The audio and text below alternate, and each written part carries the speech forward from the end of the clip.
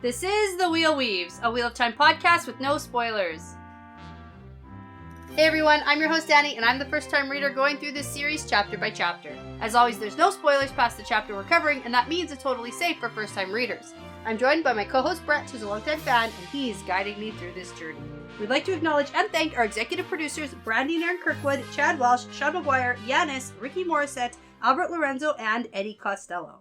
And before we get into things today, we just want to thank and welcome a new producer-level patron to our producer team. So thank you so much to Margaret, who joins the ranks of Essen, Passion Socks, Mozyme, Moltude, Benjamin, Michelle O'Brien, Jamie Young, Cody Fouts, Megan Smiley, Jonathan Reese, and Kaz.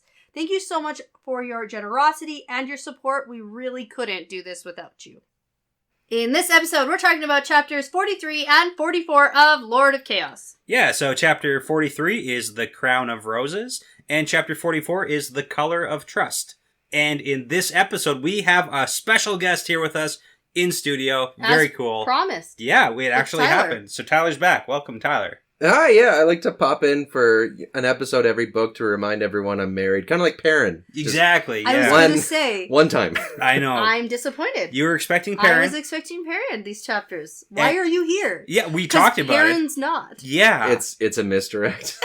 Keeping you on your toes. It worked. It does. It worked. I still say we hear from him by the end of this book, though. Okay. That's, there's still a chance. We got a couple chapters left. We picked these chapters because they're the shortest, even though Tyler talks a lot. Yeah. So we have to do, short chapters so that we stay on time.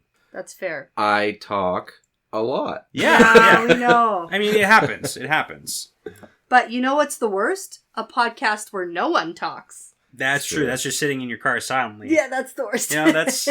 Yeah, unfortunately, in the last few books, if I came on only for Perrin, I think I would be even more limited. Yeah, that's true. Yeah. Because there was no Perrin. Just not the focus for these few, and I mean, they're still great books. I know. Just yesterday, I was actually telling Brett that, man, Robert Jordan is really going for the long game. Yes. Specifically on this whole Esam Slayer thing. There's a couple other points and a couple other things where it's super long game, but I get it. Yeah. This one, it's literally zero information. The whole Shan Chen coming back, super long game, but at least we get tidbits sprinkled here and there. And here's just nothing. We saw him, he did stuff, and now he's gone. And I think you said does he even matter? Yeah. Which I guess, or does he forget about him as a character? And it's everyone just forgot about that guy. Yeah. Well, that was weird, hey? Yeah. I guess that guy's gone. Wasn't that a weird thing that happened once, and then we just never returned to it? Yeah. And that is weird, but it's also shelving a character. If you say you're shelving a character for 2 books, it's that's a lot. But then you realize it's also for 2,000 pages that you just don't hear from one of your... There's just too much else going on. Marquee people. Well, don't worry, we got a lot of books left. So I'm going to start us off with a fun fact. And interestingly, this fun fact was a suggestion from Tyler. Yeah. So he asked me to look up some information on puppet monarchs. Because... Okay, so we're kind of in the whole Egwene position here. We figured out that she was initially put as Amerlin to be a puppet for the different factions in Salidar. Okay, so someone who is put in a position of power that people think they can manipulate. Exactly. Got it. So he was hey, maybe you could do some digging and see if there's a historical influence, or if there's someone who was put in a position but then turned out to be really good. Because we're also getting Egwene kind of coming out of her shell doing stuff. They're going to regret their decision, I think. Yeah, exactly. So I did some digging, and the answer is no, not even close. This apparently, as a concept, puppet monarch is super, super common. Frighteningly so. It pops up all over the world all the time. It was crazy. I looked up so many examples, and I could not find an actual this is Egwene. So the only thing I could find was basically a definition of how this really works. Okay? Do you have any examples? No, because it happens so often. Literally just Google puppet monarchs, and it's every country in the entire world basically has a history of doing this crap. So it's whether it's, old people or super young people or babies, they'll put into as you're king now. It's all the time, all over the place. So no, maybe someone has a better answer for a 1-to-1 comparison, but sorry. Well, the problem is it's kind of the bad to pay fallacy, where if a person is installed and then they become a good ruler, like Egwene seems to be, then they're not going to write about how they were installed as a puppet before. They're going to be like, I was great from beginning to end. That's right. Yeah. That reminds me, actually, now I'm butting in. That's fine. Who was it that had all of his daughters marry, like, the kings of all sorts of different places, and then enlisted a new rule that, like, all kings and everybody had to go fight in his army, and then it actually just left all his daughters to rule? Oh, I don't know, but that sounds like a good plan. Yeah, I think that was Genghis Khan, and that's all I know about that. Awesome. There we go. We're going to just add on to this fun fact. There you go. That guy was super smart. Yeah, he did it. So anyways, back to it. 2 main forms of using puppets. So either you put a figurehead who's the puppet for another person who's in the country that you're doing it, or it's a puppet government that's under control by a foreign power. So it's basically, control within or outside your country that's happening there. So anyways, all the time, everybody does it, and it's not particularly a good thing. I met real puppets, but that was a cool fact. I was actually going to be like, we're way past the puppet and actors facts. Yeah. No, we're circling back, so, okay. Okay. Do you want to hear what happened last time? Yeah. Because you know what, Tyler? Currently, our last episode is not out yet, so you haven't heard my thoughts on Min sleeping in Rand's lap. Whole lot of things, yeah. A lot of things. Yeah. Pro or con? A con. Okay. I hated it. It was the worst. She takes frequent cat naps, though? That's great. Let's hear it. Okay. Okay, so last time... No, that's it. That's the summary. Yeah, we did it. Okay, what happened last chapter? So, Min showed up in Camelin, fell asleep on Rand, and it was awkward as fuck. And then we also learned that the embassy from Salidar is in Camelin, but that doesn't really matter. But it does matter. Yeah, okay. I mean, we kind of get that these chapters. It's fine. Yeah. Okay. It's what it is. But more importantly... Rand learns that the Black Tower is indeed the Black Tower. Yeah. And he needs to take a course on effective leadership and speech giving. Yes. And now podcast makes more sense to you. Yes, that definitely does make a lot more sense. And we do like the boys over at the Black Tower podcast. Yeah, big shout out to Andrew from the Black Tower podcast, because he was like literally the first person. One of our first guests. Well, and he's the first person who like reached out to us to help us out with our podcast when we first started. So good dude. Yeah. And I guessed it on theirs, and they guessed it on ours, so... And I mean, I'm not completely daft, and I could have figured out the Black Tower thing. Yeah. But here's the thing. I never thought it was coming this early in the series. Like, I'm always surprised and shocked by how everything happens. Yeah, Even if I have a spoiler. Yeah. It's getting to the point, though, where you might be wondering, like, I can't believe this is showing up so late. Like, you're almost halfway through. Well, no. I mean, we're... Not That's really. the thing. Not that. Actually, never that. We're still pretty early here. Fair enough. Yeah. All right. Should we? Yes, let's actually start this chapter. Okay, 43. The Crown of Roses. And the chapter symbol is the lion, because we're still in Camelin. Yes. Now, I'm also thinking that you're probably very happy that last episode we went in detail over all the different Aes Sedai and their allegiances and all that stuff, and you were totally paying attention, right? Yeah. Perfect. And you know when else I paid attention? For sure, when I was reading this chapter. Okay, so we got to talk about the alliances. I have one name. We'll do it. Okay. I have one name that matters, I think. Okay. So, and that's the perspective that we're in. Okay, it's Marana. It's Marana. Yeah. And she's the Aes Sedai in the Camelin embassy, or the Salidar embassy. Yeah. And the leader? She is the leader, yes. And a Grey. And also... Her warder died. Okay, no, I was going to say she's Andorran. We got the whole story. Oh, she's also... Keep going, Brett. You have much more she's Andorran. Yeah. Nope, that's what I got. So, I mean, it's important because she's Andorran, right? Okay. So, she's in Camelin, and that's one of the worries, one of the concerns. Sure. Is that her and Karen are both Andorran and worried about Rand possibly murdering Morghese. Fair. I'd be worried about that, too. Yeah. Okay. We're on our way back to the Crown of Roses, which is the inn that they're staying at.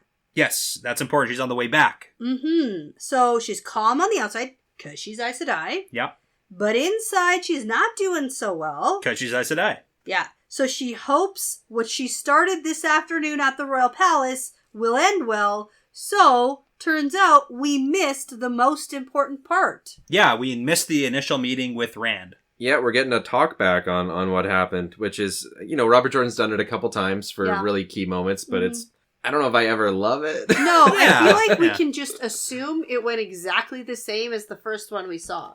Yeah, I mean, and probably like a little better. You know what it kind of reminds me of? When we saw Egwene's testing to be accepted, but we didn't see Elaine's. You don't need to see all of them. We can just assume it's similar. Yeah. Well, and Rand's probably thinking the same result where he's like, I was polite. Yeah. No, I was nice. Yeah. We also get that she's pretty terrified of Rand. Yes. As is tradition with Aes Sedai. They don't deal well with that. No. He's too confident. Yeah. So we get a little bit of a backstory about her. And it's going to be important because I have a book correction to point out later on. Ooh. Yeah. I thought you might be interested in that. Yeah, okay. Yeah. Not yet, though. Not yet. So anyways, okay. she thinks about how almost 40 years ago, she was in charge of negotiating a peace treaty between Ereddomin and Terrebonne for Almouth Plain. Because we know that the West, Almouth Plain, it's a total mess. And she thinks about that was the only time that she really failed at the end of this chapter. Yeah. Because as soon as, like, you got the signatures, the peace treaty was already, like, garbage. It was already done. So she's feeling the same way now that she did back then. And she keeps bringing it back up over and over and again, torturing herself, too, which is kind of funny. Yeah. Where it's, like, the one thing that she failed at, and she just has to keep talking about it over and over. Very human moment for her. Gotta think about it. Yep. You know what else we get in here in this carriage ride back to the... Frequent catnaps. Yeah, Min is just here and napping. And I have to say, I'm a little concerned for her. Maybe she should mention this to her wisdom. Maybe she's got, narcolepsy? Yeah, she's just sleeping an awful lot in random weird places. Or she's very strategically not sleeping so that she can pretending to listen. sleep. Yes. Yeah, she's doing like the eyelids down and like pretend you're sleeping. Yeah, that thing where you just like you don't want to talk to anyone because I mean, as this goes on, it turns out she's one of the reasons that Miranda got really screwed over. Yeah, yeah, yeah. Because now Miranda's pretty sure that Min is totally in love with Rand. Oh yeah, it's like as soon as they saw her looking at him, they're like, "Oh, okay." That chick's in love. Yep. Idiot. Yeah, and it's hilarious because if you remember last chapter, Rand is really bad at picking up on signals. Oh, yes. Yeah. Yeah. So Rand has no idea. Silly Min giving me kisses. Yeah, kiss on the lips. Best friends, anyways. Okay. And I wonder at this point too, like she has to be reeling because Aes Sedai will say anything in front of someone who's not an Aes Sedai. Yeah. They're not strategic about this stuff. They haven't really thought about Min at all. She was just a tag along on here. That's why she was able to even leave Falma in the first place. Or not Falma, but Salidar. Salidar, yeah. Because they just didn't care about her, right? Like, she's not that important to her. No, but now they have to be careful and cautious about what they say around her, it turns out. Yeah. Probably a little late for that. Yeah. Well, it's the same thing with Nynaeve and Elaine and Moghedien. It's like, be cautious about who you say stuff around anyways. Like, why isn't that like... I have always said that. Yes. That's why I don't say anything around anybody. And Moraine That's why you don't do anything around anyone. You have no friends. There we go. Figured it out. I'm right here. You're one friend. I see him once every few months. And I say, I'm married, just like Baron, and then we just move on. It's hilarious. good. Yeah. It's hilarious. You also have a beard. That's true. Yeah. A much better beard than Brett has. This is the best I can do. I don't know why we were even talking about this. Have you tried flexing? It works. Oh, man. Okay. Where are we? What's happening? We are in the coach, and we're getting a couple of hints about how the meeting actually went, because Rand knows about Salidar, and he knows that Elaine is there, and then Miranda's feeling like some fear that, the meeting went okay, but she doesn't really know. Okay. All right, and then we get back to the inn. Yes. And we get power dynamics. Well, yeah, so Min is going to take off into the city, and then right away she's like, I wonder how long it's going to take her to get back to that palace. Yes, because that's probably where she's going. Maybe. I actually don't think so. Oh, really? Okay. Yeah, I think that she has maybe a couple things to do. Like what? I don't know. She knows people and things. Sure. Like, maybe she has some business to attend to because she's Min. And I mean, she's not from here, though. No, but she's from Bear Lawn. Sure. Isn't she? Yes. She probably has some friends. I don't know. Okay. Just not going back to Rand I think eventually, yeah, but Rand also went to the farm and she wants to stay away from that. That's true, too. So, although he clearly came back because they had a meeting. Okay, all right. Okay. Anyway, I'm just trying to predict something that's not apparently obvious. Yeah, no, that's fine. Yeah, she needs a pillow so that she doesn't have to sleep on Rand's lap anymore. Turns out it doesn't matter. She can sleep wherever she wants. Wherever. Okay. Yeah. Now we can do the power dynamics. Yeah. Some Aes Sedai are feeling some kind of way about Alanna and Varen being here. So first off, I just want to point out the 3 who went to the meeting with Rand. So we've got Morana. A green and a brown. Okay, so we got Morana, who's the gray, who's in charge. We've got Seonid, who's the green. Yes. And she's Kyrianan, and she's worried about Kyrian. I don't care. Well, think about the dynamics. Yeah, that's good. And then Masuri, who's a brown. Yeah. And she likes Rand. Because he made a school. No. Well, that too, but she also Yeah. likes the Lord Agelmar thing, because she's from Arafel. Cool, that's the one. Yeah. So I just want to point out the dynamics there. That's all it is. Excellent. I like that Alanna and Varen are here, and Rand was right about that feeling of satisfied eagerness or something that Alanna had that he felt. Yeah. For sure. Cool, so they all go to a private room, are going to drink some blueberry tea, which is very important. It goes on a lot about this blueberry tea, so I figured that we should also. Have blueberry teas. Yeah. I love blueberry I know teas. you do. You got Grand Marnier upstairs. Grand Marnier. You know what? She makes fun of me too, because apparently I get like a more Canadian accent after I drink. I don't understand it. I'm Canadian! Well, no one's questioning that now. Oh, jeez. It just sounds like you're talking about your buddy down the street, Grant Marnier.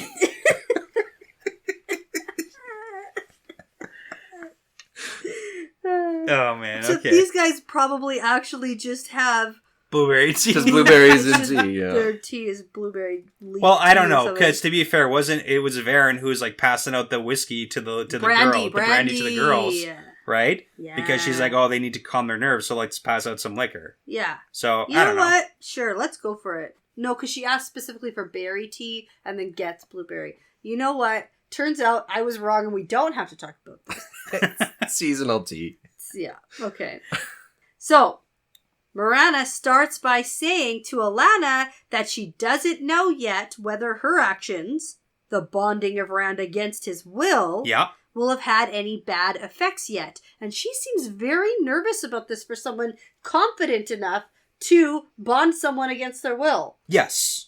But Yeah. again, that's the power dynamics. And I kind of actually like this chapter because we get to see a first-hand account of an Aes Sedai thinking about how the power dynamics work. Yeah. We've gotten reference to it. We know how it's functionally supposed to work. Yep. But here we actually get to see it in play. And Cool. it's not great. It's No. bad. What a terrible power structure. It's awful. Yeah. Okay, tell us about it. Yeah, okay, so technically Alanna and Varen are not part of the delegation, so Morana, who's in charge of the delegation, doesn't have authority over them. However, Alanna and Varen have heard that the tower has split, and they agree that Elida shouldn't be in power, so they're not like two contentious factions against each other here. And Alanna shouldn't be a problem, because although her and Morana are close in strength, Morana spent less time as a novice, plus she's older, so she technically has authority over Alanna. I thought that was very interesting, the whole, if you spend less time as a novice, Yeah. then you, immediately get a bump up in your level. In your hierarchy, yeah. Yeah, but it was interesting because Nynaeve, who literally had no time as a novice, was like... So hypothetically, she should be... Once she's an Aes Sedai, because as an accepted, she was, scolded, and people didn't like her, and they, cut her down for having no So that's the novice thing. time. The weakest Aes Sedai is still way better than any accepted or novice. Got it. Right? So, and a fake Aes Sedai like Nynaeve and Elena are kind of, right? So, I can't wait for Egwene's new rules. Anyways, so Alanna's not a problem. But the issue is that Varen is way older than Morana, so technically Morana is deferring to Varen automatically, even though she doesn't necessarily want to be doing that. Okay. Yeah. Yeah, because Varen is not in charge or part of this embassy, so that's a problem. Yeah. But as a powerful Aes Sedai walking into a room, and she's the most powerful person and the oldest, she gets to just do whatever she wants. Yeah, exactly. That's what she's used to. Yeah. So here's the fun book correction. You ready for it? Oh, yeah. Okay, because I'm pretty sure we all have the same book copy, so ours should say that Morana had worn the shawl 10 years the day the midwife had laid Alanna on her mother's breast. Okay? And then later on in this chapter, Morana thinks that in 46 years, the 5th Treaty of Falma was her only real failure, so it implies that Morana had only worn the shawl for 46 years. But the issue is that there's a little bit of like wrongness to those dates. So now in newer copies of the book, it says that Morana had been Aes Sedai above 30 years the day the midwife laid Alanna on her mother's breast. And in newer copies, it says Morana in 80 years, the 5th Treaty of Falma. So it just got basically like a 40-year bump there. Wow. So Morana and Varen are still really friggin' old. Okay. But it's just like a little bit of a book correction to make sure dates work out. Yeah, and I would have never thought twice. No, because nobody's doing that math, for sure. I mean, like... Someone did. Someone did. Yeah, not on your first read-through. Yeah. No. Yeah, you don't put the book down and you're like, wait a second. Those dates don't make sense. Yep. But I mean 46 years. Yeah, so, okay, but I just had to point it out there. Okay. One thing that I liked is, like, we talk a little bit about the power structure for sure with Varen and Alanna, and I could do a whole thing where we talk about novices and the Black Tower and the contrast and why it's so different the way that they operate with the people, but... Yeah. What I like about specifically what Varen does with her power is I think she's actually protecting Alanna. How so? They've been together for so long. She interrupts Morana very intentionally while she was going to try and cut Alanna down. And I think she does it again later, too, where she's trying to make it... Like, she wants to protect Alanna. They're friends now. It does seem that way. Yeah. Like, She's they got have the been power. traveling for a while, so... They went to the Two Rivers together. Like, I mean, they've been living together for how long? They found this treasure trove of girls. Yeah. Yeah, they're together. They're playing mom together a little bit Yeah. with these young girls. So I think that there's an element of that, and it makes it... I don't know, it makes Varen even more endearing. Yeah, because that's the point where Varen cuts in Yes. and cuts Morana off, even though technically she shouldn't. Yeah. Didn't need to. Yeah. It was not that important. It is kind of funny because from Morana's perspective, because when you say that, Morana thinks that Varen should be feeling partial guilt for the whole Rand bonding situation too. Right. So Morana might be like reading the situation wrong, where she thinks that Varen's like sharing in the shame or whatever you want to call it. Right. And you know, I have to say that Morana comes out on top for me as a favorite. Okay. Because she thinks specifically that what Alanna has done is little short of rape. Yes. And I appreciate that aspect. I appreciate that insight into this because I agree. Yeah.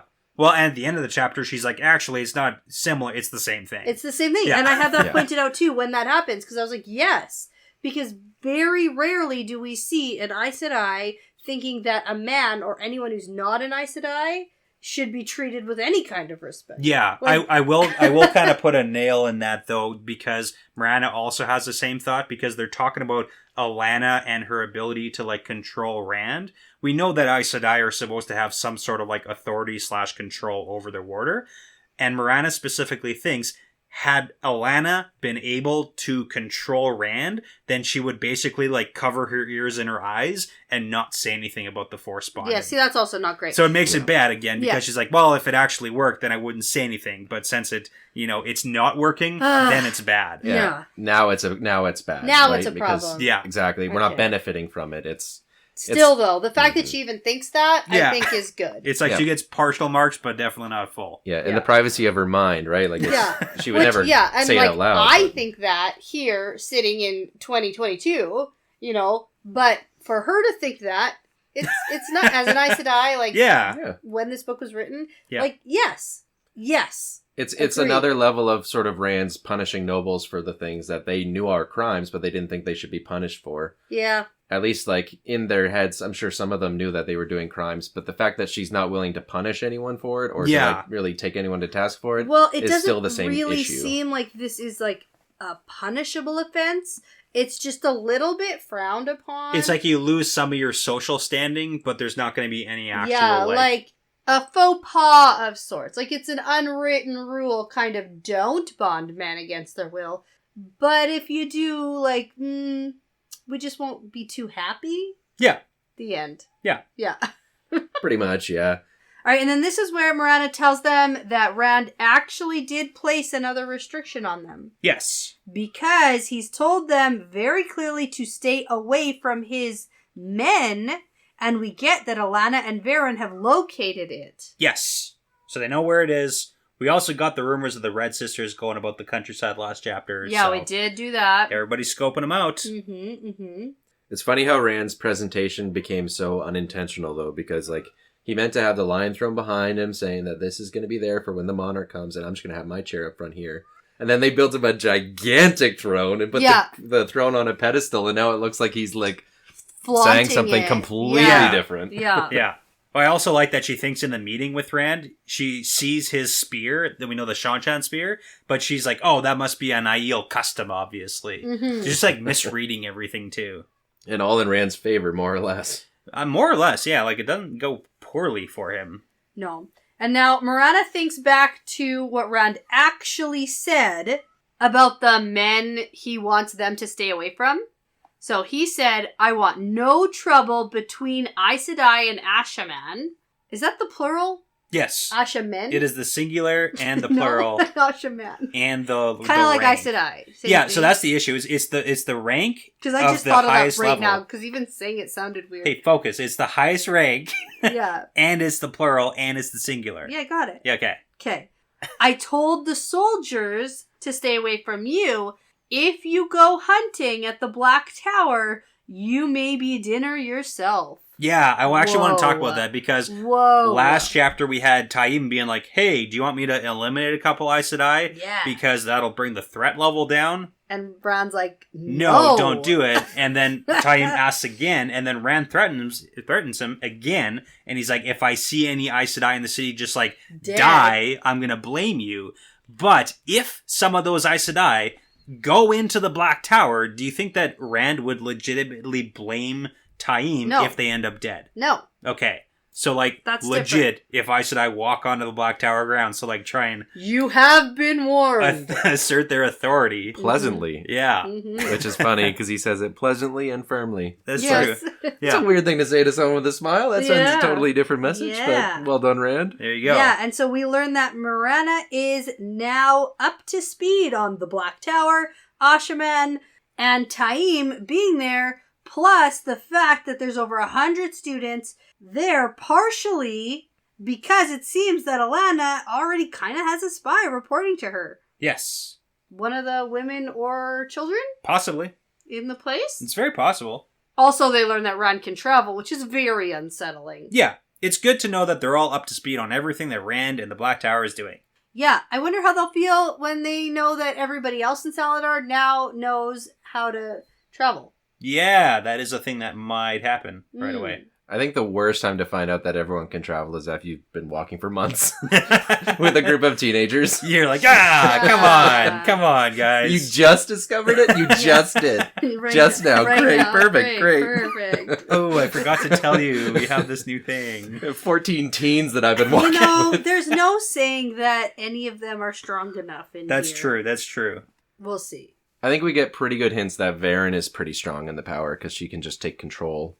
But it's because she's old, too. That's a thing, too. Yeah, but I think you have to be on par power-wise and old. It's like power-wise first, and then everything else kind of goes into And that's why they have all these qualifiers. So if you like, because Alana is similar to her in power, it comes down to who was accepted for longer or novice for longer. Yeah, they need to bring these in. And then age comes into it, too, because that's also important, so...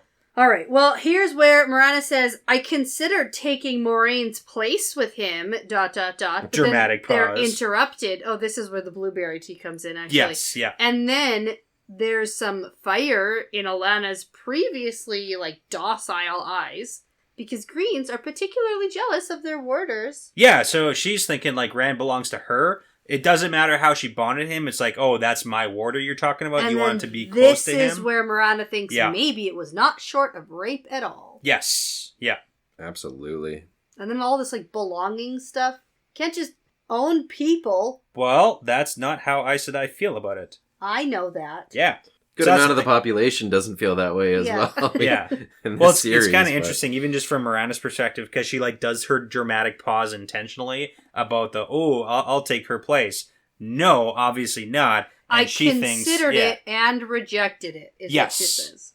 And considering what Alana's done, he's so suspicious of Aes Sedai now that he probably would have laughed if I suggested it. Fair. Yep. So it's interesting that they say everything Elaine and Nynaeve said and more.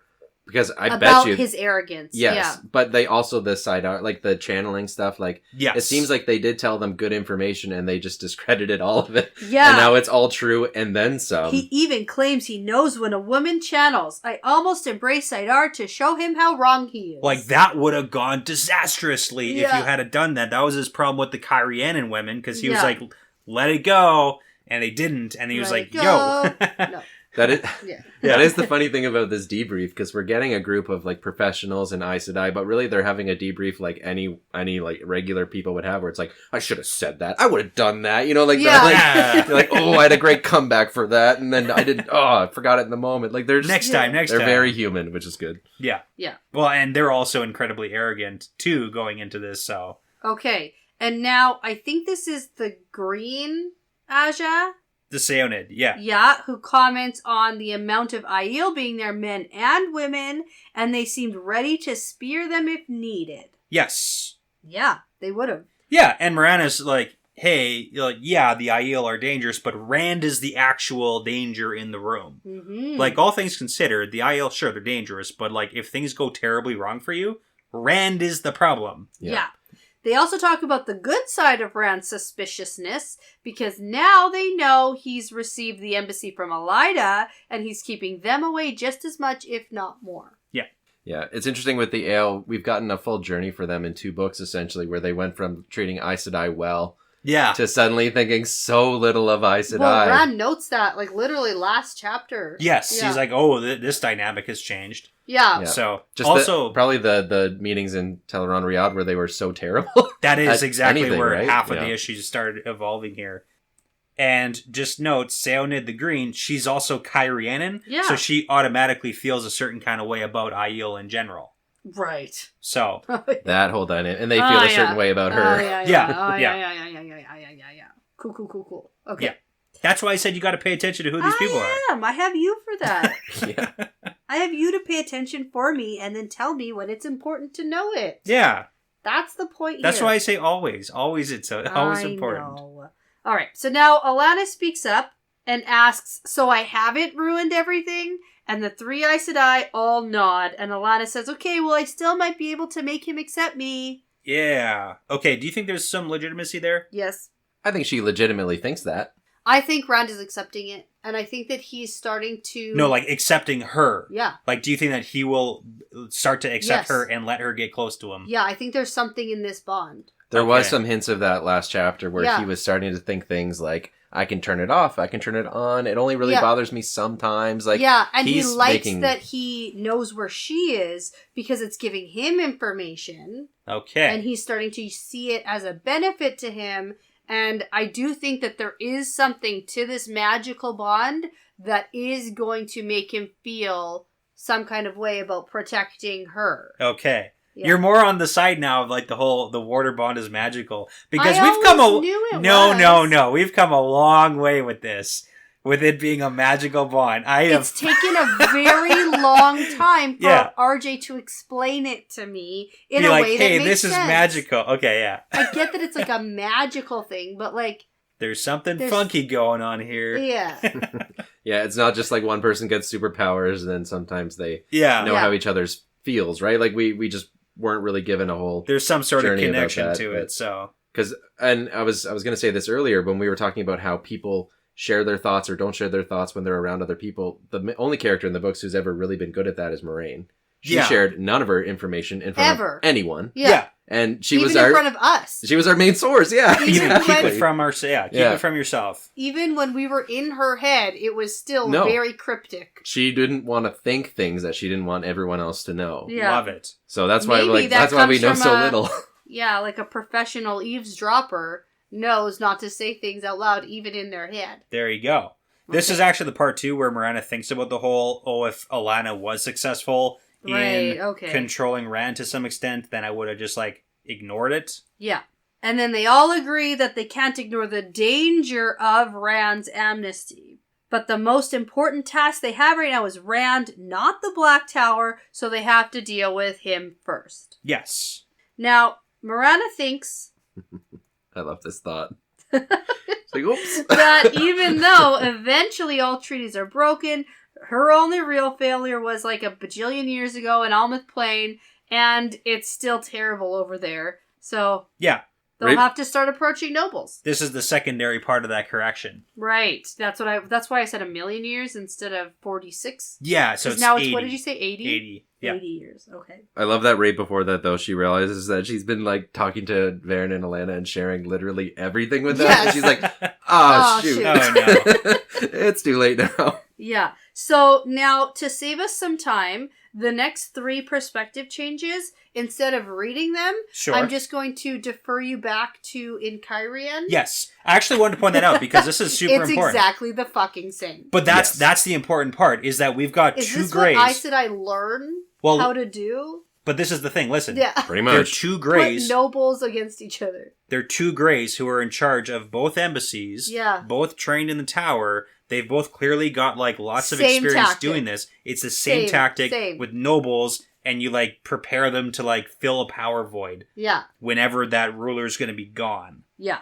So, the 3 perspectives, do you want me to just, like... Yeah, shoot them off. Okay. First. Yeah. So we've got Dylan, and Dylan's important because she's the one... That's the one I know. That's the cousin who potentially could take the throne. Yeah, she's the one who We a lot like of the her. But doesn't nobles want her. to. Yeah, Yeah. she doesn't want to, so she's the one who does want Elaine on the throne. So Dylan is talking with Karen, who is also Andoran. Yeah.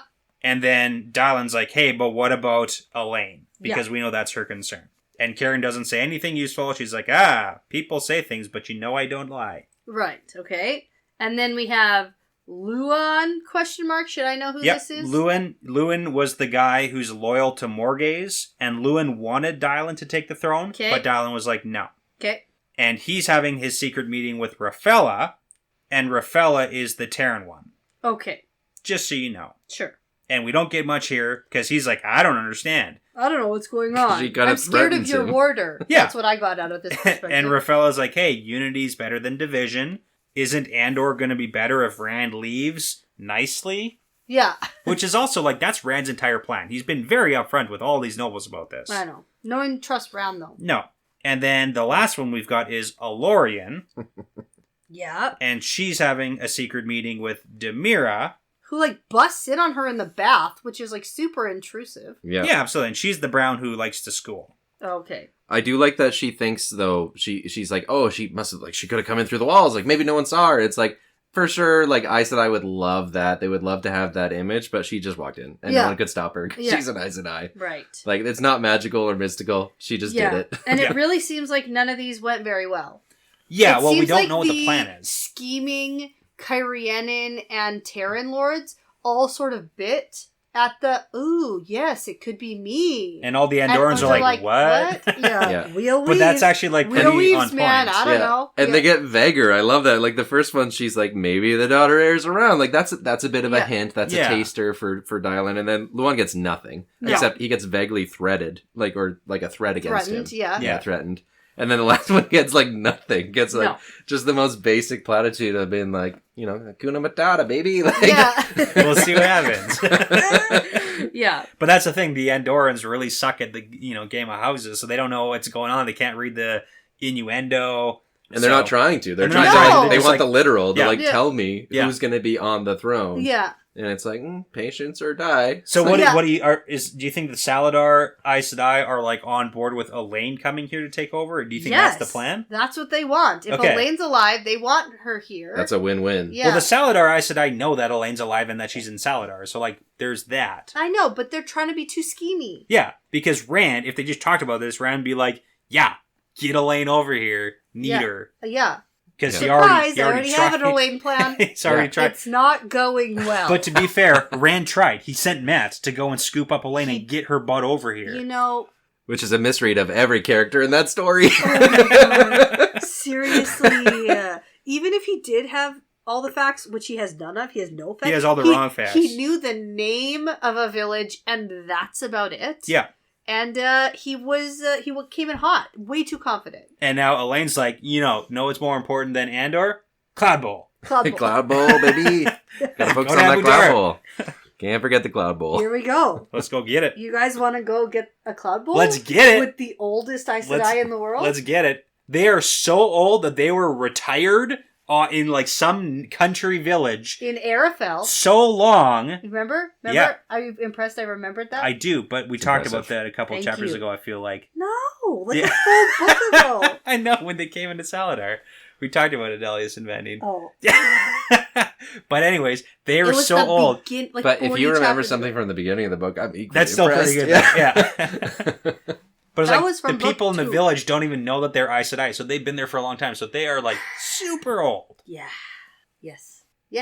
End of chapter. Yes. Next chapter. Chapter 44. Let's do it.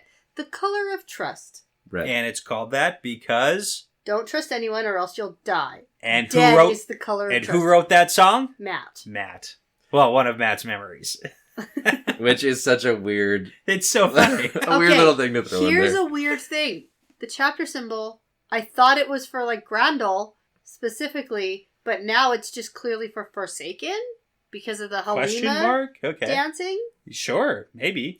So it's a square with a snake weaving around every corner. The Forsnaken. Forsnaken. Nice. Forsnaken. I can't believe you just did that. Whoa. You can use that if you can want. I? Yeah, you guys can keep that. Soundbite. It's a Forsnaken. Love it. Okay. Yeah. Because it showed up with specifically Grandal and Sammy. Brandy and Sammy. Yeah. Which everyone loves, by the way. Good. We're keeping it. Perfect. The Forsnaken. I don't get a vote, right? No.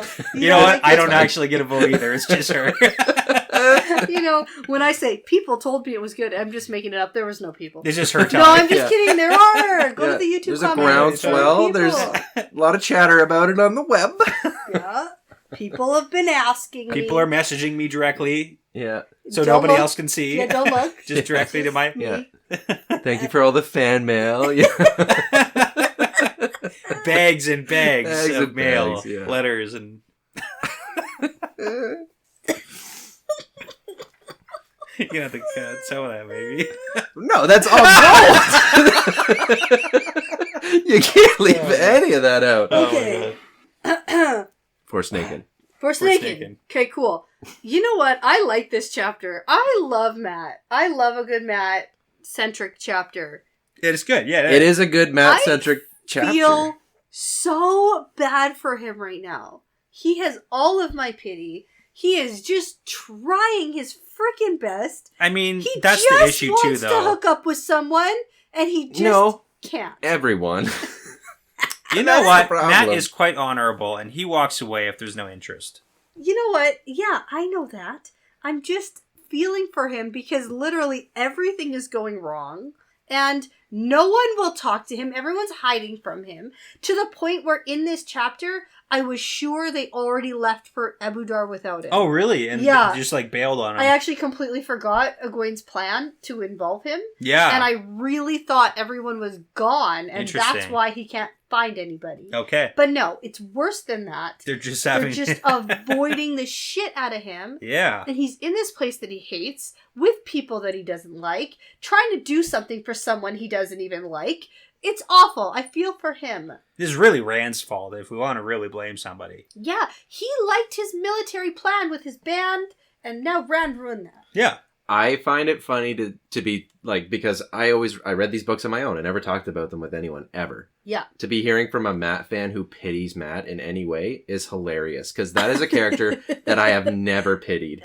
He is the most arrogant piece of shit. Like, he in does every situation that he's ever entered into. He jumps in with both feet and is so arrogant every time. He goes to the village, he raises his banners on a stable, and then tries to hook up with 5 Aes Sedai. Oh. And that's the guy you're like, oh no. Poor Matt. He's in the Aes Sedai village trying to hook up with women. He didn't even want to be here, though. He's here on orders. It's night 1. No, like night 2 or 3. Well, at the beginning, it's night 1. It's like he's been here for a couple hours. Okay, still though, he's just trying to make a good situation out of a terrible one. He is. He brings it on himself. He brings it, yes. This is why you're not allowed to show up for Matt chapters. You're only here for the Perrin ones because you're supposed to help me like Perrin. I like Matt. Can I help you like Matt? No. Oh. No. I think that he is, I think I like him as much as I'm going to like him. And the part that I like about him, like, I do like that he's that guy. I feel that about Baron, too. Yeah. There's nothing. Yeah. I like, the things that I like about him are the things that he, like, I like what he does, and I like how arrogant he is. I think that makes him fun and interesting. I just don't pity him. That's fair. In this situation, I felt bad for him. Okay. This sucks. Like, if I was in this situation, it would suck, and I wouldn't be happy. Yeah, no, I get that. It's just the issue is, like, a couple hours ago, he came in and, like, took Egwene, stole off her... misogynist. Yeah. He did a lot of bad things. Like, he jumped in really hard onto this. He made an ass of himself. Absolutely. Yeah. And then how do you recoup from that?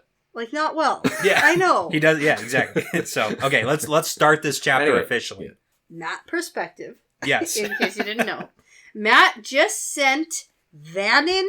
Yes. Spy guy. This is like the main guy. You have to learn his name. I just listened to the chapter where you again forgot who Brandon was and said it. It's like the only scout. It's the only scout that we even have talked about. He's a dude who's big. He's bigger than you would expect him to be for a dude who's so good at sneaking around and stealing horses and stuff. I see his name and I think Varen, and then that's very confusing. It's a very different person than... I know. But it's the only other, like, V name. Okay. Yeah. Okay. Vannon. Van. Okay. Just call him Van, so you remember it. No, I'm going to remember Vannon now. Oh, I heard that before, too. Spy guy. Spy guy. He sent him to go sneak off to tell the band to sit tight and wait, and now he's trying to find an inn, but there's no rooms left anywhere in Salidar, and he pays a guy so he and his men can sleep in a loft. This is where he raises the banners over it. Yeah. Which is like more for Rand than himself, I think. But it's a stable. Yeah. It's the loft of a stable. He also does this thing where he's like, I'm going to hang these up so that everybody knows who I'm with. Yeah, but Matt still doesn't fully understand that this isn't a good thing. Yeah, that's true. And again, that's his own problem. Clearly, all of this is his own problem. Yeah. But he warns his men to pay for everything because he will not be beholden to any single stinky Aes Sedai. Okay? All right. So now, at some point, he goes to try to find everyone. Yes. And everyone seems to have vanished or is too busy to see him. And this is where I was like, did they go? Yeah. Because, we got the whole Rand meeting the Aes Sedai without even seeing it. And so I didn't put it past Robert Jordan to just send skip it. everybody away and then to hear about it later. Yeah. And this is like unreliable narrator through Matt's eyes. And so I thought it was weird, but I was going with it because he can't even find Tom and Julian because, he does want to apologize to Tom for his comments about the letter earlier. That's some growth too we got from Matt there. Yeah. And then by the evening, Matt realizes that Egwene really does mean to just make him sit and wait. Yep. Just got to sit out for a couple of days. Yeah. It's good to point out, though, the unreliable narrator of character growth as well, because does Matt apologize to Tom? Yeah. Yeah, he does. He doesn't do a great apology, but he does. But it's kind of like reminds me of Nynaeve, where she's like, I should be nicer to them. And then, like, the next time she sees them, she just, like, yells at them or something still. It's, like, Robert Jordan likes to play with that a bit, too, which is fun. Speaking of Nynaeve, Matt's butt still really hurts. That's true. Yeah. Yeah, it nodded, too. Got a huge kick. Yeah, big right kick. in the butt. Anyways, let's talk about what's important here. Because it's still party time in the village. And Matt's like, I'm going to enjoy myself. I'm going to go dancing with the ladies, specifically the prettiest one. Yeah. Halima. Halima. And you know what I was upset about? What? I didn't even have time to, speculate. I was like, ooh, I bet this is Halima. And then the next sentence, it's like, Halima. It's Halima. Yeah. And I was like, I always like opportunities where That's not the part you're supposed to speculate about. I know. You got to speculate about what she does. Oh, yeah. Well, yeah. Oh, yeah. Let's get there. Okay. So Matt finally stops dancing with Halima and walks away from her. But before he gets very far, his fox head medallion goes cold. Yep. And he spins around to see Halima staring at him. And it seems like only for a second, he's sure there is shock on her face. Yes. Okay. So that's big. It's also interesting because one of the reasons, amongst other, that he stops dancing with her is she is not a very good dancer. She's not a good dancer. He likes dancing. But why is she a bad dancer? Because she's a man in a woman's body. Because she keeps trying to lead. She keeps trying to lead. Yeah. But here's the thing. Here's a very specific thing that you've been trying to lead me about. Sure. The whole Salidar versus Saidin. Yes, we've gotten lots of hints about what's going on. And we know that Matt's foxhead only works with Salidar? No, we don't. Saidin. Why do you think that? Because he got blasted by Ravine while he was wearing it. Sure, but he didn't technically get blasted by a weave of Saidin. Technically, they all got blasted by lightning, which may or may not have been Saidin. It could have just been lightning. No, he for sure got blasted. No, everything that you've been saying is that his foxhead only works against Salidar. No, I haven't only been saying that. Yeah, I've been asking you. You've been implying it. And since when do you believe what I imply? So, no, but here's the thing. So, we know about Halima. We've gotten lots of hints about whether or not she can channel but she's been Saidin or reborn in Salidar. this body, so she probably has to weave. We can do this another route. Sure. Okay. There's other Aes Sedai at this dance, right? Yes. Yes. No one knows Halima can channel, right? Right. Oh, they would have felt it. Well, But here's the there's thing. probably They would have lots of seen it. But they would have. Oh, we know the people glow. can invert weaves. But we know people can inverting hide that kind of weaves, stuff. Like also, Moghedien is channeling like crazy Yeah. and looks like someone different, and they can't feel her. So we That's do true. technically know that, but we also That's have what the I've been whole. saying she can do. We have the instance of Halima really wanting Logain dead or gentled She's again. trying to kill Matt. Is that what you're getting at? She was going to do something to him in the middle of a crowd of people. Yeah. So what she was trying to do, we don't know. But that's also the question: is like, what is she trying to do? Is she actually trying to kill him? Is she trying to use compulsion? Because we know that Forsaken love maybe. compulsion. Because I mean, she knows if she's the Forsaken, she is. knows who Matt is. It's like this would be the opportune time to throw some compulsion on Matt. Yeah. If you were ever going to. Yeah, and I really like the description about her rubbing herself against him and leaning over so he has to look down her dress. And, Yeah. And I was like, for a dude dressed as this lady, like, that's pretty good boobs. He's using the skills that he has. Like, it's, use the talents. All right. So, undecided Okay. on all of it. Okay. Well, even Let Matt me think specifically on it. thinks, just so you know, even Matt thinks, like, I don't know if it only works on Salidar or Saidin or both. I know. I thought we did have some kind of confirmation. We've had conversations. We've not had any confirmation. Okay. We've talked about it. I have That's not fine. confirmed or denied anything. And very, very, very obviously, you're not supposed to know for sure yet. Yeah. It's I supposed to be a know question that, mark. but I like to believe I know things. That's fair. Okay. Yeah. Do you want to sing the song or do you want me to sing Put the a song? pin in it. No one's singing any songs. I was thinking we could do just like a 1-for-1 verse. Like you do one line, I do one line, back and forth, back and forth. Yeah, I'll take the high note, you take the low note. Absolutely. In a round. And then we'll Yes. both You sound start terrible. it and then you finish it. Oh, I love it. Oh my god. Nope. We don't Fine. sing songs around here. Well, we could. No, we're I not. don't even read the songs, to be honest with you.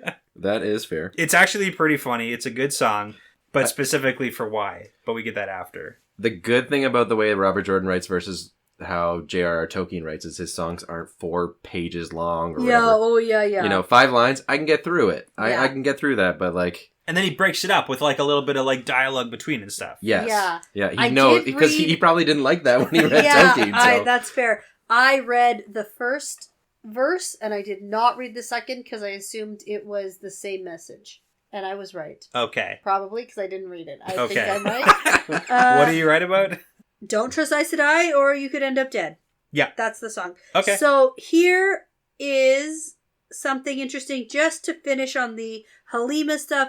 Matt asks a random woman about her being an Aes Sedai, and she says, no, that's just Delana's secretary, and she's always teasing men. So then Matt is confused about the shocked look and just kind of brushes it off. Yeah. I want to point out here, too, that this is probably an Aes Sedai he's asking. Oh, yeah. And he doesn't know that, though.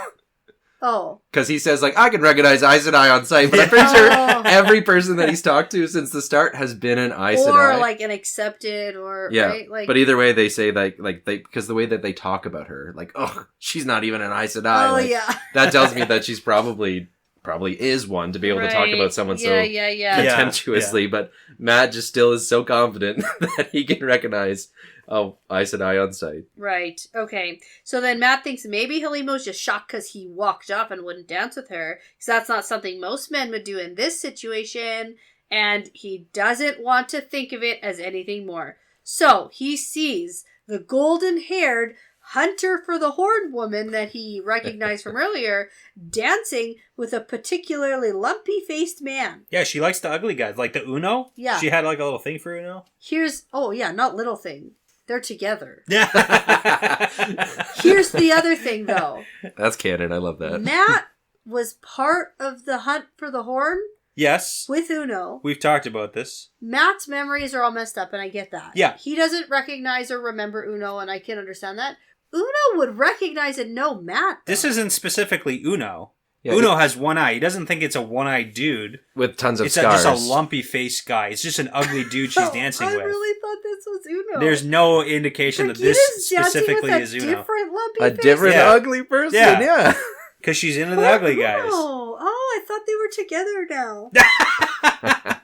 No, there's no eye. There's no eye patch. There's no nothing. Uno's first love is to swearing. Oh, I really thought this was Uno. Yeah, no, it doesn't seem that way. Oh, I hope they. I mean, it would be so good if they did that in like the show. Oh, they easily could. You could easily just like throw Uno in there.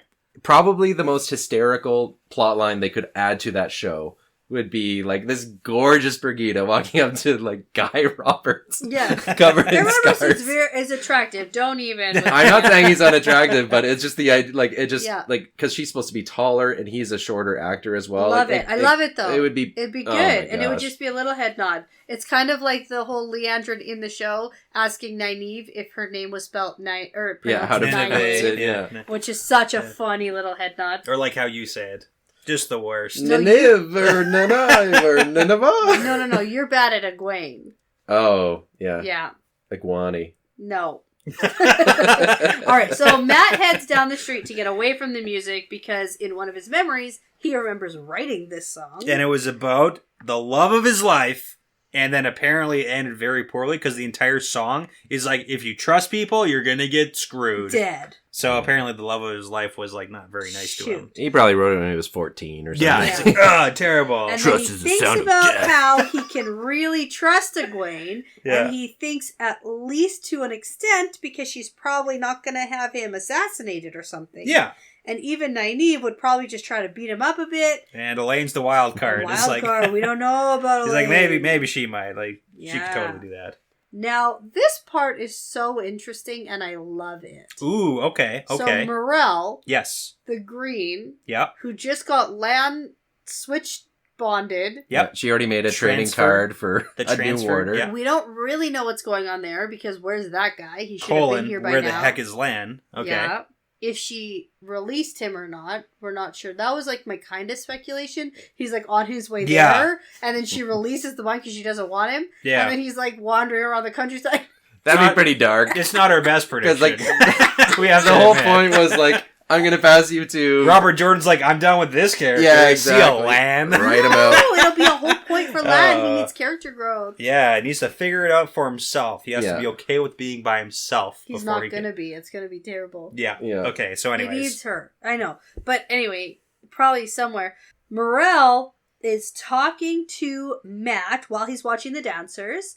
And he doesn't think she knows anything too dangerous about him.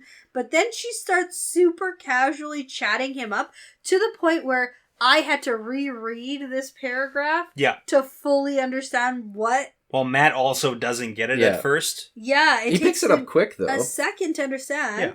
She's asking him to be her warder. Yeah. Which is like, cool. This is how we should... get warders. Yeah, ask. We should ask them. Ask first. And I mean, like, manipulate the situation if you must. Sure, I guess so. But, like, get his consent. Yeah. That's the bottom line. Good. Glad we can go on record with that. She definitely, it feels more like she's trying to flirt with him. A little bit. Oh, yeah, for sure. Because she's trying to get that part, and, like, we kind of get a hint that Greens are not opposed to sexy time with their warders. Well, why the heck not? Okay. Yeah. So... yeah. But we know that, like, other Ajas are... Well, and she might be playing into that because she sees Matt Cawthon, like, dancing with the pretty girls, and she's like, okay, maybe I can play that angle of it. Maybe. So he's not understanding what she's asking. Aes Sedai, in general, just have a sense that these Ta'veren need to be, like... Reined in. Yeah. And kind of kept tabs on. So she has an interesting point, though, because she does mention that, hey, there's actually some advantages And I have to say that she's partially correct. I know. She says, I'm not going to try to pin you down, right? I'm not going to be the old ball and chain. Pin you to my skirts. Right? But being a warder might give you a better chance of survival, and that is legitimately true. Yeah, because a perilous life has been chosen for you. Yeah, so warders have like the stamina, the strength, right? The healing. They can do things better than normal people can. So like there are some legitimate benefits to it. Yeah, we don't know all of them yet. We don't know all of it. And we have less than 0 indications that any Aes Sedai would let her warder just go off on his own journey. No. Yeah. It's the only one that we have is Rand. He's the only warder. And it seems like he's still being drawn a little bit to her. He's not okay with it. No one's okay with it. Literally just like 20 minutes we're talking about. Yeah. 20 minutes ago. Yeah. So Matt does say no. Yes. Which I'm not surprised about. But he did do it tactfully. He did, yeah. It was like, wow, such an honor. Thank you so much. No, though. I'll think on it. Goodbye. Good for him. He's not like, fuck that. He's flattered, yeah. right? That's why it's funny that they kind of play it off like it is like a proposition for something else, because it's like he's acting like, you're so nice, but like I'm just not in the mood right now. Like he's kind of like doing that. I just got out of a relationship. Yeah, exactly. I'm just not looking for anything more serious. Sort of do my own thing right now, my own journey. Myself. Yeah. So after Matt leaves Morel, this is also my next favorite, funniest thing. There's several. So he sees a pretty blue-eyed woman and asks her to dance, only to see, shoot, the great serpent ring on her hand too late, and the woman says, I asked you once whether or not you'd be there with the house burning down, boy. It seems you've been jumping into fires. Was that your best Swan impression? That the wicked old... You're going to be like, arr, at the end. And Matt's like, oh shit, it's Swan. It is really funny. Okay, I tried to do the opposite of a pretty blue-eyed girl. Okay. That's what my voice was. That's the opposite of... I asked you once whether... Oh, man, okay. Because she's, like, older. Yeah. And, like, more seasoned. Sure. I don't know. I get that. Yeah. Fishy. I want to say fishy, probably. Fishy. Yeah. Some saltiness. Yeah, and so Matt's like, oh my god, what the heck is happening? Yeah, I thought you were dead and stilled, but apparently not. So. And then a young Damani woman scoops him up for a dance, and he's like, okay. And then it's Lyanna, who right away is like, it's Lyanna, in case you can't tell, because that's her flirty voice. Yeah, but she's like, a lot more pleasant than Swan. Yeah, and then they do a whole dance together, and then she kisses him as thoroughly as he's ever been kissed. Yeah, he's having a hell of a time right now. He doesn't know what the heck is going on. No. He's like, what the... I've had enough of tonight. I am done. He leaves. Oops, all Aes Sedai kind of thing, yeah. He leaves. He's headed back to the stable to sleep, and when he wakes up, he finds Spy Guy Vannon. Spy Guy Vannon, he's back. Has returned. So, Talmanis does know to stay put. Yes. However, Vannon has brought back Oliver, because Oliver's like, you need someone to watch your back. It's like, yes, you kid. Yes. Yep. Good. You'll protect me from the one-eye lady. Yeah. Who won't even talk to me. Cool. Who already disarmed him, I'm pretty sure. Yeah. Yeah, so everyone is still avoiding Matt, and he's heard the news of Nynaeve healing Swan and Lyanna and Logain, which he, is a little suspicious about. He's like, really? I don't know about that. Yeah, well, he doesn't like the implications anyways, but he's also thinking about Nynaeve, like, oh, she's already super stuck up, so now doing the impossible is just going to make her worse. Right. Basically this half of the chapter is Matt getting caught up to speed on all the information he needs to know before he goes to Ebou Dar. Plus, Gareth Britt is leading an army of farmers. Yeah, so my favorite line, I think, from the chapter, because Matt's thinking about, the kind of trouble that's coming here, and he thinks it's the worst kind, except for finding one of the Forsaken across the table from you. Hilarious. Which is hilarious because it was just dancing with Halima, who's a Forsaken. We don't know which one, though. Yeah. Well, we know that it's Erengar. Yeah. And you think it's... Come on. Bilal? No, that's not the one you think. Aegonor. No, that's not the one you thought either. No, not Bilal. What's the other? Balthamel. There you go. The other B guy. Yeah. The other BL guy. Yeah. That's what I meant when I said Bilal. You know that. No, I know that. Yeah. I know. But you can't shorten that particular name because it lines up with 3 other names. Balthamel. Balsamon, Balthamel, and... Oh, shoot. Yeah. Yeah. Except Baal-Zaman is now Ishmael, I think. Yes. I'm still not 100% on that situation. I will confirm that Baal-Zaman is Ishmael. Yes. Okay. Ball, and ball. Okay, so let's get into the second half of this chapter, which is like less funny, but also still funny. Yeah, somehow. okay. Let's get there. Yeah. It's funny because it's Matt. Yeah, fair. All right, so yeah, we get a couple days where basically nothing happens. Yeah, except that Matt gets propositioned a whole bunch of times. The very first being Delana, which is interesting because we know Delana and Halima are up to no good. Yeah. Yeah, that's definitely Halima's initiative, I bet. Totally. Yep. So he goes to sleep without dancing this night. And now it's the second full day in Salidar when a novice comes to get him to tell him the Amyrlin will now see him. Yes, time to go. So he goes to the little tower, and all the women are here, and he's surprised that Elaine and Avienda are in the same room and neither are dead. Yeah, it's amazing. Yeah. And Egwene lays out Matt's options for him here. Okay, here we go. Which are basically either go to Ebou Dar with Elaine and Nynaeve, or get the heck out of here now without Elaine. See ya. Which is against what he promised Rand, so he'll never do it. Yeah, so it's a non-option where it's like, hey, go to Ebou Dar. Matt knows he has no choice, and he tells them so, and Egwene's like, yeah, good. Now get out of here, because I'm so super busy. So busy. I have a million things to do today, and you were just one thing to check off my to-do list. Yeah.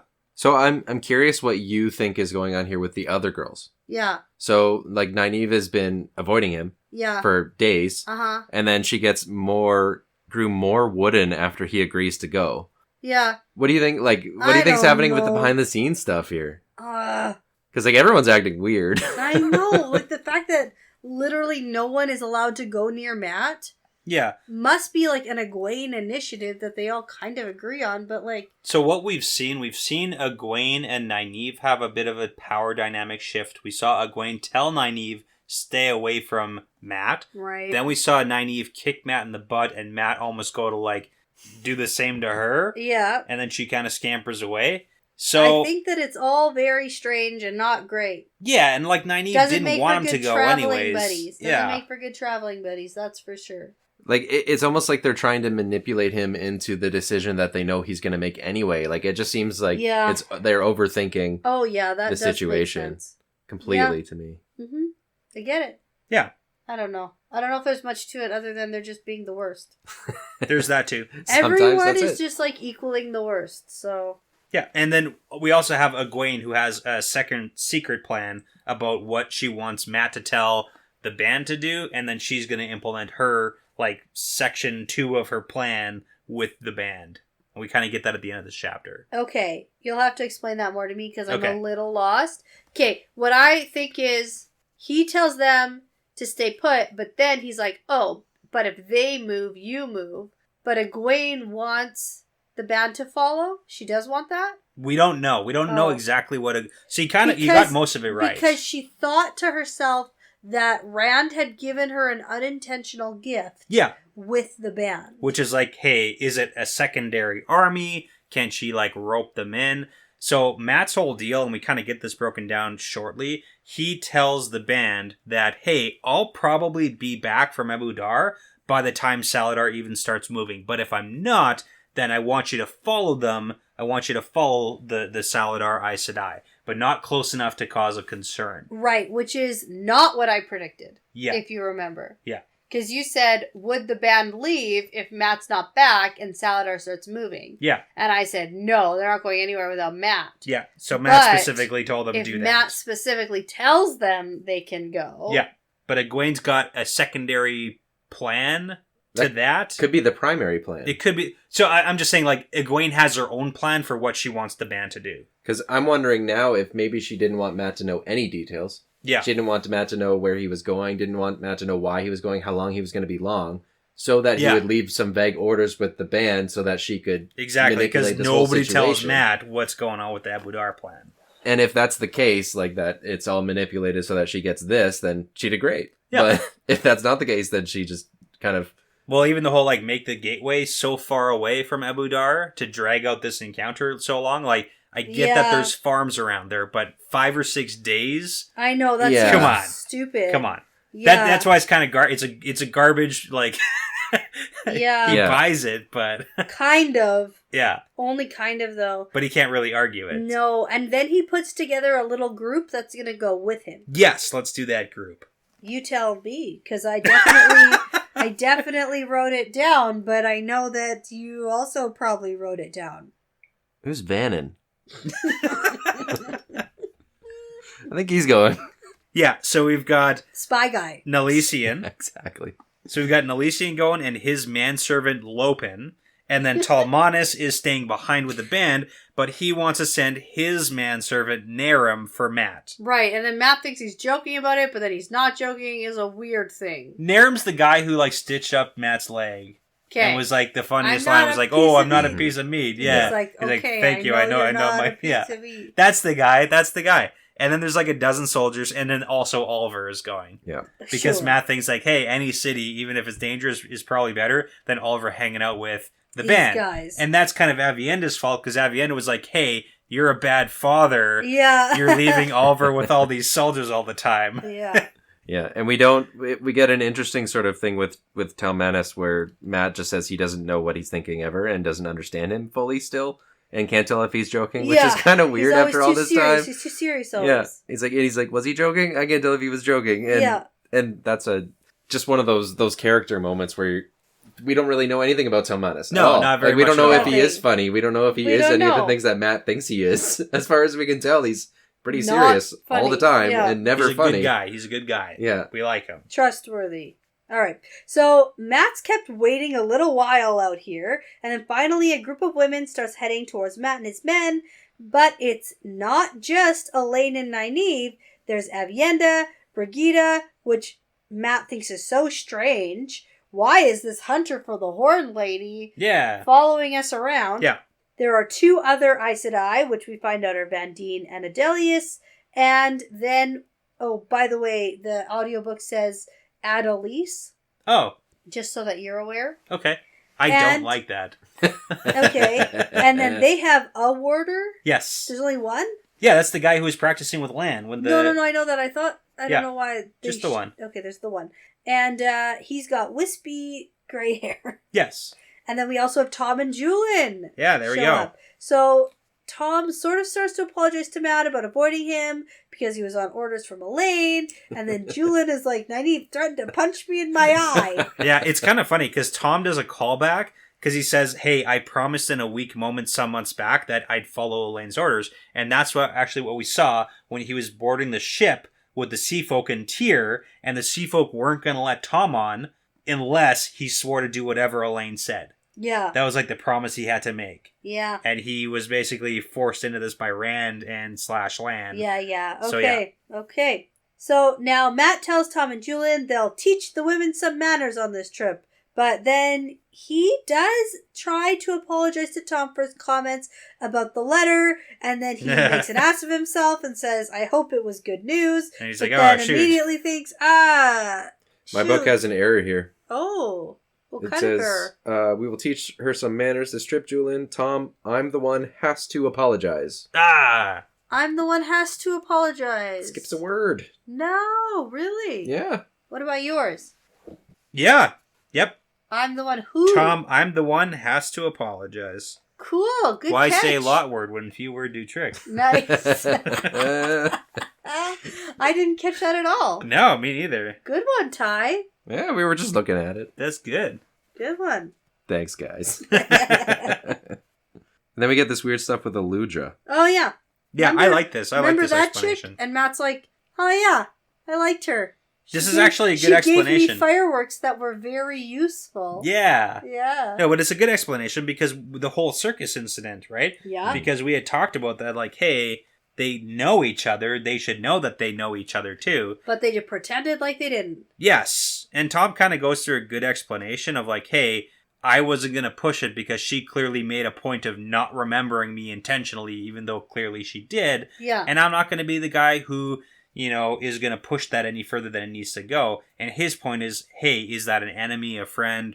What is it? A lover. Or a lover. And that was Matt's reply. But that's he he doesn't specifically know how he feels about Moraine, it seems. Yeah. Because he's talking about the letter. That's what the subtext of this conversation, because it's a lot to talk about on Eludra for no reason. But it's really about his feelings towards Moraine and how he feels about her with this whole letter. So has he... Friend, enemy, lover, or all three? Which maybe, because it's like friend through other travels... The lover, because we totally got some banter. An enemy, because she's an Aes Sedai, and like he doesn't like them because of what happened with Owen. So I like that read a lot. Yeah. Mm-hmm. All right, so Matt says, well, with any luck, we'll be back here in 5 to 10 days. And he's thinking they'll be back before Salidar starts moving. Yeah. And Tom's like, yeah, no. Yeah, that's not going to happen. With this gateway, it'll be 5 or 6 days to reach Ebou Dar. And Matt's like, what? So he's very annoyed, and he storms up to this super old Aes Sedai, and is like, what's this nonsense about 5 to 6 days? You can open a gateway inside of a city where not a bloody army popping out of the air. Yeah. No. So that's kind of the point. Wrong people to talk to. Yeah. Because Van Dien is like, I don't make the rules. I can't even make a gateway. Yeah. Yeah, so I mean, that's the kind of point that Tyler was talking about, is like, hey, so what's the real plan? Elaine goes on the rant about, there's lots of farms, and I don't want to slice someone in half with a gateway, which... I don't want anyone to see us. And at this point, they're also convinced that they're just going to go grab the bowl. Yeah. Right? Like, they're like, we're going to go in, we're going to grab the bowl, we're going to be back right away. It's like, they don't know where it is. They know that it's there. They don't actually know where it is, though. But now we're looking at 5 to 6 days to get there, probably a few days to, like, search around, and then leave. So we're talking about, like, week, 2 weeks. And then they have to ride out 5 or 6 days. Like, no, you can ride out to where there's no people. Yeah. Like, I get popping in 5 or 6 days away. So, but that's the question. Once you're there, you can do it in a room. Yeah, exactly. Right? So is this just a giant, like, time killer or whatever it is? And you skip the Perrin reference. Oh, no, being good with me with in women. the room. The Perrin reference about the hilarious so Perrin. far. Oh, yeah, because Matt no longer has any faith in Rand's ability to... he's like, women, he's terrible with women, turns out. But... Perrin knows what's up. There we go. Perrin, ask Perrin. Yeah. Well, and a little bit. He's the one who's married. The only one who's in, like, a one stable relationship. And, like, stable's a funny word, but, like, sure. Yeah. Why not? All right, so now, finally, Egwene comes out of the village, trailed by a bunch of Aes Sedai, and Matt thinks that she looks pretty alone amongst all of these sisters, and knowing her, she's trying very hard to live up to the title they've given her. So Matt puts on some of his Two Rivers stubbornness and thinks nobody can treat a Two Rivers woman this way. Yeah, this is actually pretty cute. Hilarious, and I love it. It's pretty cute. There's like a little bit of like Two Rivers solidarity. It's very sweet, because he's like, hey, she's the fucking Aes Sedai, or the Amyrlin. Yeah. Right?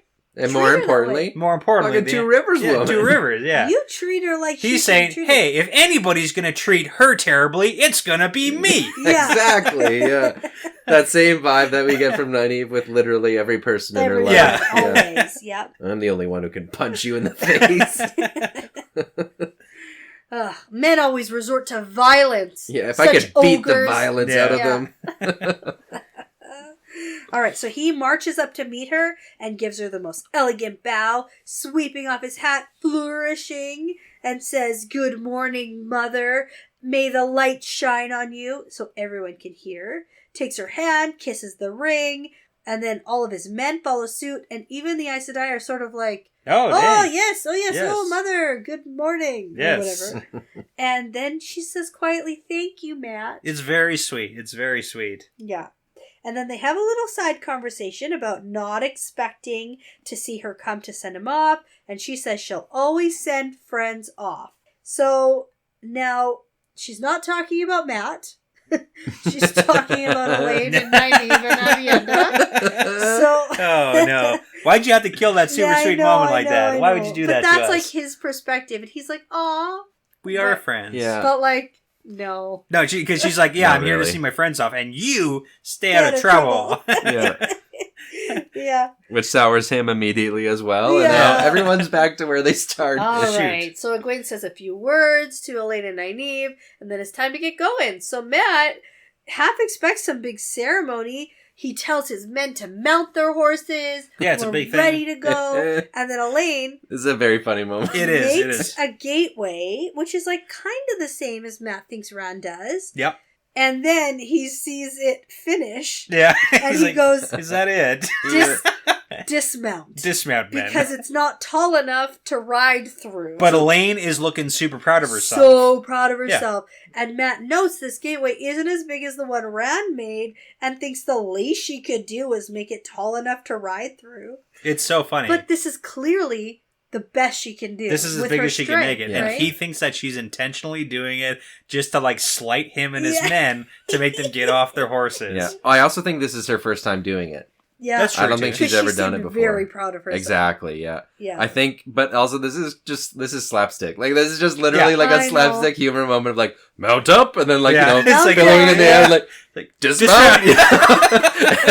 It's clearly very intentionally like Robert Jordan just being like, oh, this is going to be a funny moment for everyone to imagine. Funny. It's like comical scene. Well, and then, just thinking that Elaine is doing this on purpose. Exactly. Yeah. Yeah. Because like book-wise, it's funny. Yeah. Watching it in a show is going to be hilarious, right? Because they can add so much more gravitas to the moment and make it seem like it's this astounding thing. Make Matt look even prouder and cooler. And then like make Matt to get down. It's going to be great. Oh, yeah. So they all head through the teeny tiny gateway and it's time to start heading to Ebou Dar. And the old Aes Sedai don't want to push the horses or go quickly, which annoys everyone. And Matt thinks to himself he wants an uneventful trip and a hop back to Salidar quickly. And I think this is going to be a wonderful bell time. Okay, hey. That's so funny. But this is big because Cloud Bowl is officially happening. Well... The attempt to retrieve... But what I mean is like we're going to Ebou Dar. We have heard about Ebou Dar. We have talked about Ebou Dar. We have made plans to go to Ebou Dar, and we are now officially going. It surprised me. That we're actually like, we're through a gateway. It's not even just like, we're like going. We're going. We're through the gateway. I wish Matt knew a little bit more about the need to have Elaine in Camelin, because that might have taken some precedence here. Possibly. But because they don't know exactly what's going on in Camelin, they don't understand the haste at which Elaine should be getting her ass it's almost like communication is important in all sorts of relationships. I don't know. Speaking of communication, it's a good segue. That is I think that the... Are you a professional? Wow, you're good. That's amazing. Stop.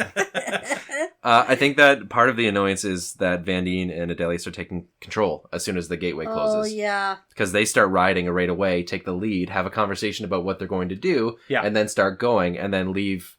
Like, literally, it says Nynaeve and Elaine are, like, left in the dust to go catch up. Oh, and that's the whole Elaine and Nynaeve have figured out. Quote, real Aes Sedai, no matter their power level. Yeah. Well, we know that they're there to, like, keep tabs on Elaine and Nynaeve, and that's the real They're purpose. the authority. They're not officially going, because that would be just, like, that'd be going against Egwene's word. Yeah. They're going for a different reason, but just to the same place. Yeah. Annoying. All right, so perspective change to end the chapter to Egwene, because the gateway closes, and she thinks that hopefully Elaine and Nynaeve can keep Matt out of trouble. And Egwene thinks that Matt had to be sent off to get him away from the band. So that's the plan. It seems the secondary part of the plan is to get going. Yeah. Am I wrong? Did I catch that right? They did that very on purpose. This is all very on purpose. The gateway shuts and they're like, let's hit the road. They want everyone to be in this situation of suddenly, boom, here we go. We're riding. We're going. Well, but this is, kind of. When you say we must get on with what we're doing.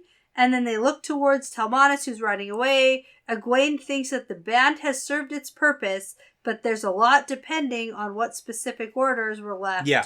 With Matt. So here's the thing. So Egwene has to figure out what Matt specifically told Talmanis about the band. So whether that's like, we know that he told the band to follow behind the Salidar Aes Sedai if they end up picking up and leaving. Yeah. But Egwene needs to know exactly what those orders are to implement whatever her real plan is. Okay. And that's the issue. We don't know what her real plan is. We know she wants to march to Tarval. And she knows that Gareth Bryn and that army is already gone or going. Yeah. And she's like, we're going to go and hopefully we're going to catch up to them. By sunset. Yeah, they're leaving right now. Is it like everyone in Salidar is going? Like, what's going on here? We gotta read and find out, guys. That's what we gotta do. God. We gotta figure this out. That's the worst. People are doing things.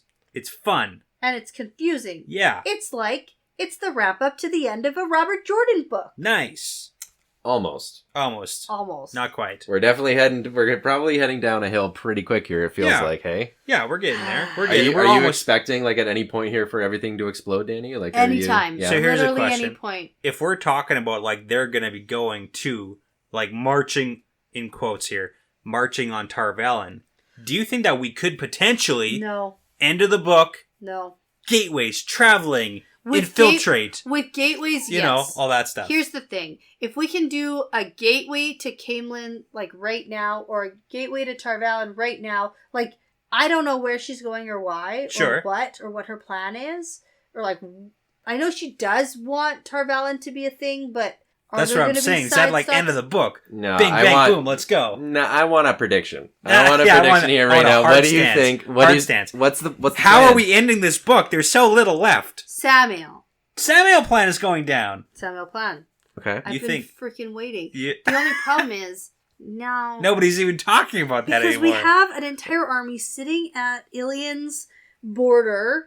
Yeah, give or take. With no commander. With like not no commander. They're waiting for the commander. I'm pretty sure High Lord Weiramon is there. Yeah, but Miat is supposed to be there. They're waiting for Miat. They have that going on. They have there's got to be some kind of Forsaken showdown. Hard stance. Come on. That's it. Okay. That's it. Okay. It's got to be wishy-washy because there's too many moving parts. Okay, a lot of moving parts. But what do you think is going to happen with the White Tower? Yeah. Because now we have... Nothing this book. How was that for a prediction? Lazy.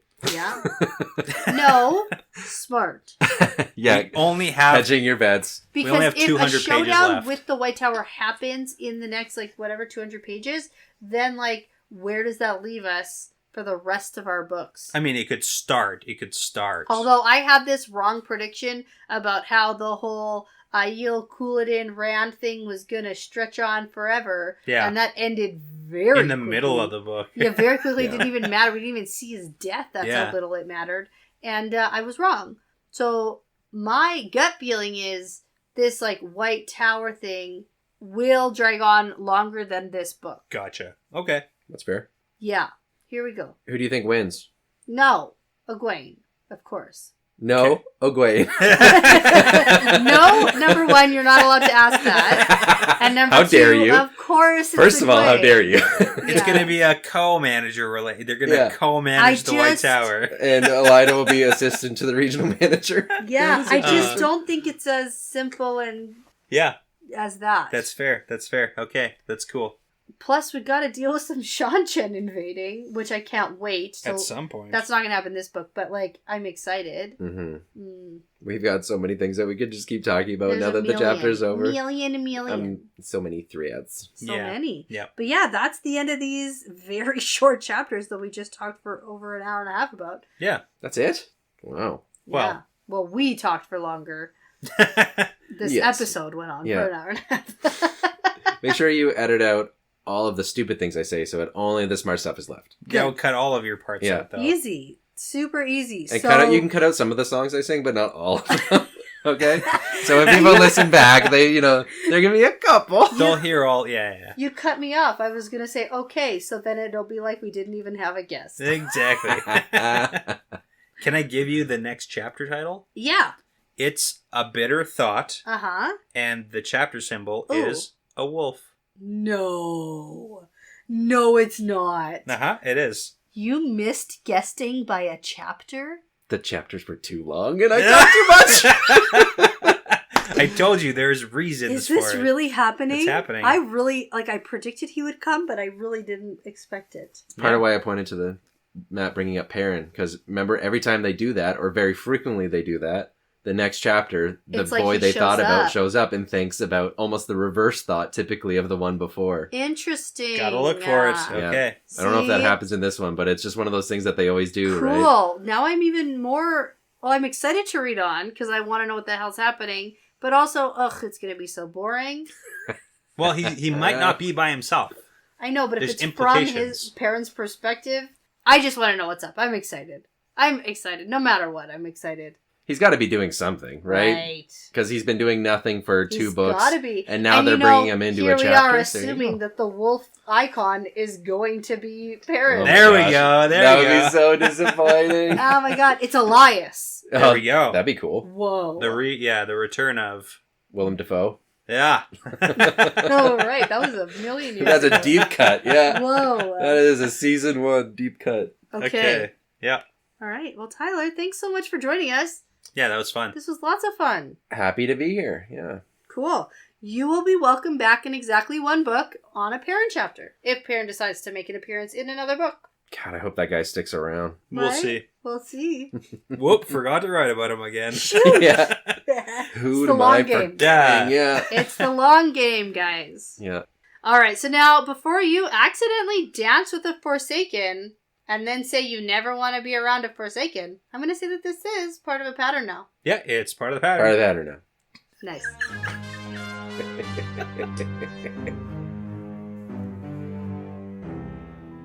Thanks so much for listening, everyone. The Wheel Weaves is hosted by Dani and Brett, edited by Dani, produced by Dani and Brett, with Essen, Passion Socks, Mozyme, Moltude, Benjamin, Michelle O'Brien, Jamie Young, Cody Fouts, Megan Smiley, Jonathan Reese, Kaz, Vince Lewick, and Margaret, with music by Audionautics. If you are interested in supporting us and the podcast and also getting some really cool exclusive merch and access to early episodes and bonus episodes, you can check out our Patreon at patreon.com/thewheelweavespodcast. For general information about our show and us, like how to send us shot glasses, how to join our Discord, how to get in touch with us, things like that, for all things The Wheel Weaves, you can go to thewheelweavespodcast.com. Please be sure to give us that 5-star review because it really does make a huge difference. And tell a friend about us because referrals really are the best compliment. Thanks again for listening because this really is part of the pattern now.